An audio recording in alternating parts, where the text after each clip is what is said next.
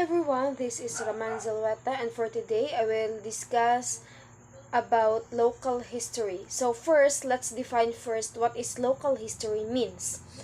So local history is the key to understanding the different cultures and perspectives of all communities. So in other words, local history attempts to reconstruct the history of a place to understand how the way people lived and connects to the community's present and future.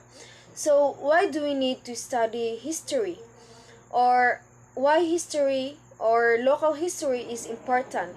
So, history is typically thought with a focus on the national or international events but ignores the places students of all ages engage with the most their neighborhoods. So, involving students in local history helps them to learn and to analyze their place in larger events. By understanding their part in history, people become directly involved in their studies of the past. By focusing on local history, students will learn to question history as it has been thought and history as it is being made around them.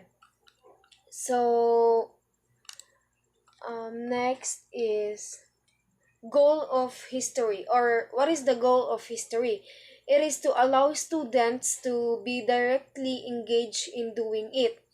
So the study of history is far more than the rote memorization of names and dates. So what is the main goal or the goal of local history? So is to encourage students to research, analyze, and report their observations. As a result, they acquire more real as opposed to merely verbal knowledge and often leads to the development of more logical thought. So let's move on to primary source. So what is primary source?